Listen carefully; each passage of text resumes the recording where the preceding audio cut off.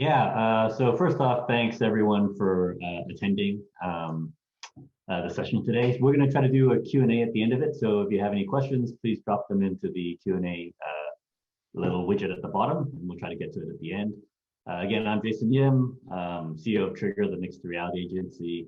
We have 200,000 hours of AR experience, and we've done a whole bunch of live data experience for sport clients like the NBA, PGA Tour, Dallas Cowboys, NHL. So when Brand Innovators asked me to moderate this, I was super excited. It's great to hear what an industry giant like SAP is going to be doing with big data and with the NBA and fan experience for them. So, but enough about me. Dan, can you introduce yourself and what you do at SAP? Sure. Thanks, Jason. And apologies for the background. My virtual background did not appear. So I don't work at a hotel. I'm in a summer home office. So just bear with me on that one. But thank you for having me, Jason. Thank you for hosting today, and thank you to Brand Innovators and Jesse for putting this on and giving us the forum to talk a little bit about the work that we're doing with the NBA. But before we get there, just a quick intro from my side. Dan Fleetwood, I'm Vice President of Global Sponsorship for SAP, and I'm responsible for most of our North American properties and run a team that oversees all of those partnerships here in the region. So, go ahead, Jason. Yeah, so I mean, with SAP, like when people think SAP and big data, normally you're thinking enterprise, so how did you get involved with the NBA and why? It's a great question, and maybe the best way to set that up is we've got a quick little video to start us off here to just set the stage for the discussion today. So I'm going to ask the guys to roll that. Rise of advanced data analytics in the NBA hasn't just changed how the game is played, it's changed how the fans see it too. NBA.com/stats provides aspiring GMs access to much of the same information today's NBA teams utilize. SAP and the NBA are partnering to put 5 contestants to the ultimate test. Ben Everett, I am a graduate assistant for the Baylor men's basketball team. Kat Robinson, I work in sports marketing. Darius Scott, I work for WIP.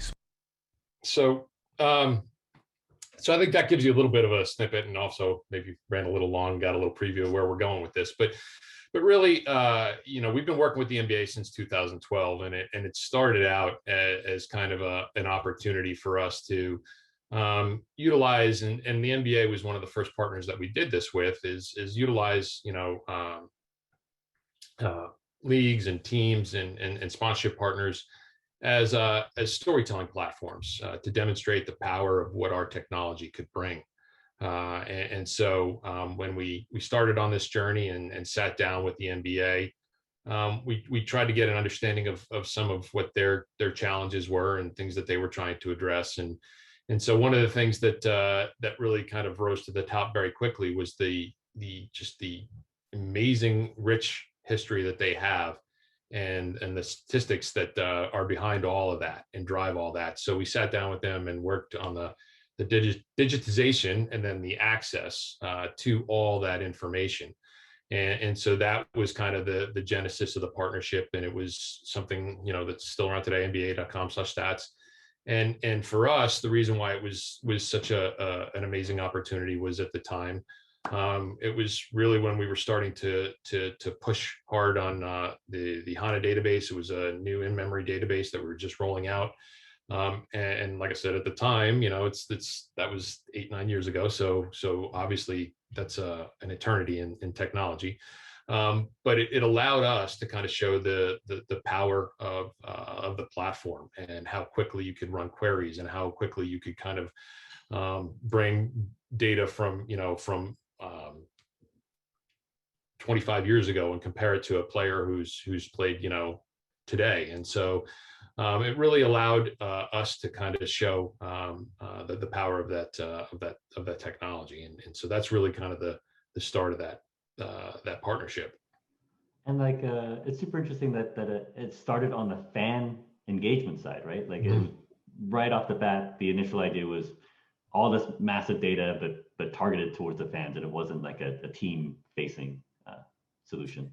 Yeah, and that's the thing, right? Is that was their, and that's again one of the reasons why we love working with the NBA, because they are a fan first organization, right? That's at the core of it. Obviously, you care deeply about the product on the court and the talent, the teams, and everything else, but at the NBA, they're really focused on finding new and innovative ways to bring the game to the fans, and that's one of their priorities and one of their key goals, and still to this day remains that, right? And so over the years, I mentioned that was 2012. Over the years we've iterated on that site. We've done a lot of great things with it. We've tried everything from natural language search to new visualizations in terms of the data and how it's being visualized by the fans, creating advanced analytics too, taking a look at how we can kind of derive insights out of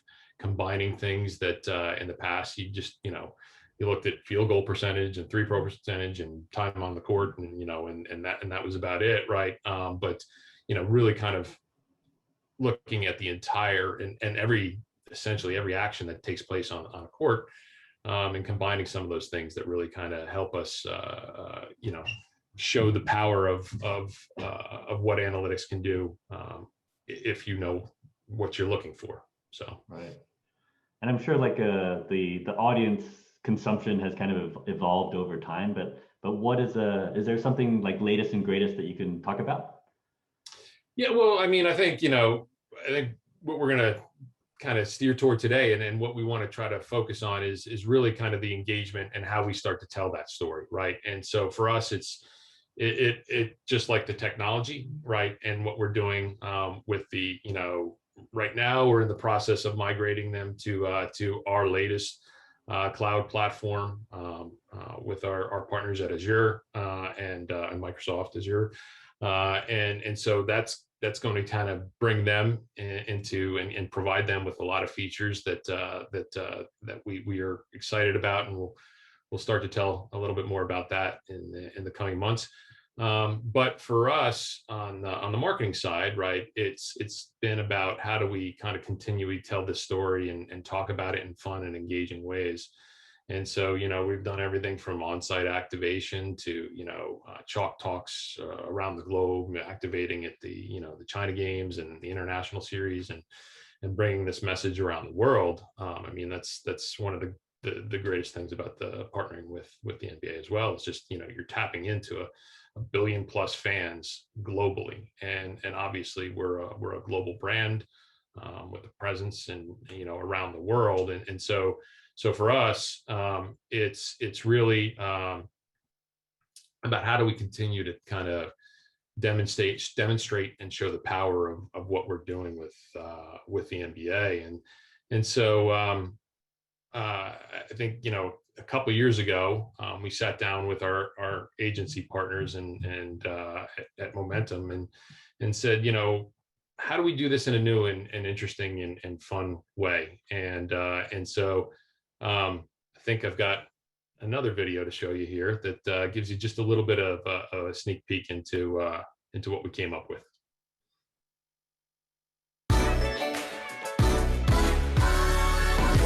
What's up, everyone? I'm CJ McCollum, and I want to welcome you to GM School Draft Challenge. This is an analytics-based challenge where the GM School Challenge puts two fans in a head-to-head competition where they use analytics to respond to an NBA challenge. We have Brett and Miguel here to compete, while Billy will be our official judge. The NBA Draft presented by State Farm is coming up. You guys were given a list of 6 potential 2021 NBA Draft picks, and you were challenged to arrange them in the order in which you think they're going to be selected. Billy, what can you tell us about the role analytics plays in the making of selecting the right draft picks? Analytics plays a big part of the NBA and on all sports. So there's a lot of data, a lot of analytics out there that you can take and use when drafting in today's game.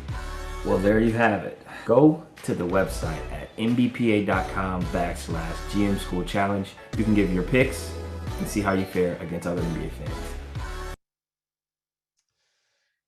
So there you have it, right? That was the idea, and we came up with an idea taking how do you kind of take the idea of reality TV and combine that with what we're trying to do. And it was, we all love to sit around and debate and argue about, players and games, and we all kind of pretend that we're the GM, right? And so we thought it would be really interesting to come up with a reality TV show that's kind of gives you challenges similar to, one of the cooking show challenges, or I guess there's 1,000 of them out there now. But a challenge like that, or a show like that presents challenges where you're, tasked with using, data and analytics to make a decision. And so it was we thought it was a great platform for us to kind of really, deliver one, the message at scale and reach, that you can with the NBA fan base, but then two, demonstrate the power of how this information helps you, and getting access to this information helps you make, better decisions and be smarter about, in this case, basketball and the NBA. Yeah, I mean, I thought it was super clever that, like, you have your stats as like this kind of foundation for different fan type of experiences, and on one end of the spectrum you have for the for the person who wants to dive in for their fantasy sports and for their betting, your stat website, and then all the way on the other end you have this very linear consumption, sit back and just watch the show.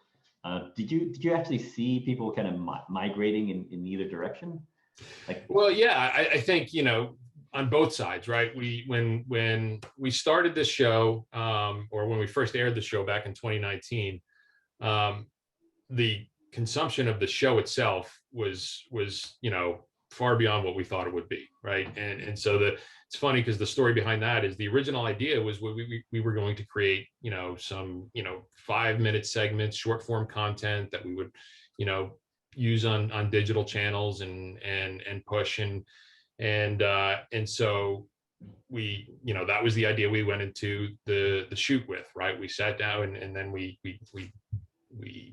ended up, we shot all the scenes for it and all the challenges and worked with the guys at Jane Street Production who did Chopped, right? So the production quality was amazing, and the way they, they're great at building up, that whole the intensity and the suspense as you go through the show. And so when we looked at it in totality, we said, this could actually be a really cool show, right? And so we did a bit of a pivot there and pitched that back to the NBA and back to NBA TV and Turner guys and said, if we put together a 45-minute show, is that something you guys would be interested in airing?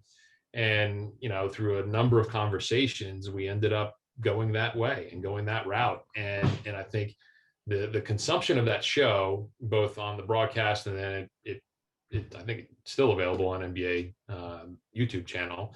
The consumption of that was amazing. But to your point, right, we did see a spike on the digital side and the online side and not NBA /stats, right? Because people were kind of interested in some of the ways that we were creating those challenges and just kind of to show you a little bit again, a little bit of an example of how that kind of got put into to the show. So. Wash. I want to start by telling you guys that I wanted to build an excellent defensive team that was built around an NBA superstar. Anthony Davis, all his stats are sexy, so I want usage rate because I want him to be involved as much as possible. I'm pairing these two guys to be a feared front court defensively, always knowing that Anthony Davis is going to get his on the offensive end. Yeah, so as you can see there, right, we're trying to, create the, the drama and the entertainment factor there, bringing in NBA talent. I think you saw there Kevin McHale and David Griffin, former GMs, as well as the NBA's own Evan Walsh, who, is a brilliant basketball mind. If you don't know Evan, shout out to you, Evan. But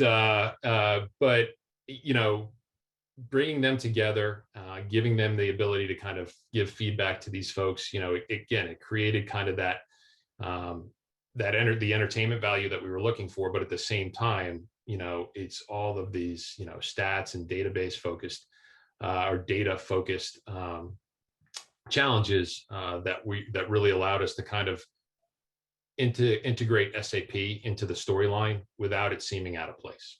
So it's interesting, like when we worked with the Cowboys for a couple of years on kind of AR stats, like over a live game that you can just do in their app. And we actually saw a lot of changes from year to year as we saw how people consume the content. Like initially we basically almost like mirrored broadcast stats, and then we kind of, that's like the instant reaction, right? And then later on we discovered like we should go much deeper than that. Like, did you have the same kind of evolution through the 3 seasons?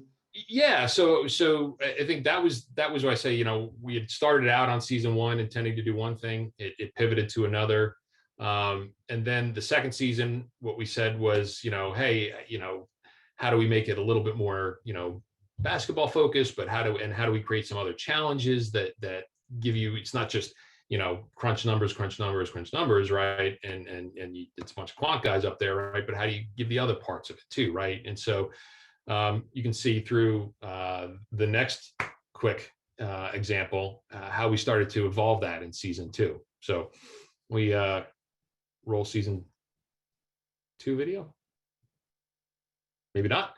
But what we tried to do there was really there we go. You'll see it in a second. Good morning, everyone. Good morning. Good morning. With all of the availability of players in this draft, you went with Kawhi number 1. Did his history in high-pressure moments outweigh any issues or concerns you would have had injury-wise? I am aware of his injury history. I'm not really concerned about it. He's a multiple-time NBA champion. He's effective in scoring, both from three-point. He's shooting 36% on 5.6 attempts. He's also in the 80th percentile in isolation scoring, not to mention his defense, which is top of the league, especially among wings and the wings available in this draft. Fielding questions. So again, you see, we're starting to kind of move and pivot toward, putting them in real life situations and getting some more feedback from some of the folks. We shifted and started to move, did the second season with the folks at Turner Sports and worked very closely with a lot of their on-air talent. And so try to, to direct it more toward, because what we saw in terms of the engagement from a social perspective, it was great. From an entertainment value, anybody that watched it, you could watch it with your partner or whatever. And even if they weren't a basketball fan, they were kind of into the back and forth of it and the drama of it. But what we saw in terms of the people that were engaging online was these are hardcore fans. These are guys that, are digging deep into the analytics, and they were kind of questioning some of the decisions and suggestions. And so, we tried to get a little bit more, basketball heavy in the second season. And then, I think in the third season, what's the quote? Everybody's got a plan until you get punched in the face. And so, we all got punched in the face last year, and we weren't sure what we were going to be able to do. We loved the franchise. We wanted to keep it going. But, in terms of filming and production and everything else, we just were unsure of what exactly we could pull off. And so we partnered with the PA this year and did the best with what we could, let's say, right? And so, for the first time, we were able to work with an active player. CJ McCollum is the host, as you guys saw up front. But it was really great because, we were able to hit some of these, tentpole events that are going on, the draft and summer league. And then for those of you who haven't caught the first 2, there's still a chance, and you can go back and watch the first 2. But we're also going to do the last segment around the preseason leading up to the start of the season and tip off. And it's really, again, just it's the same type of idea, right? Finding ways to showcase some of the work that we do. And in the case of this last season, it's really,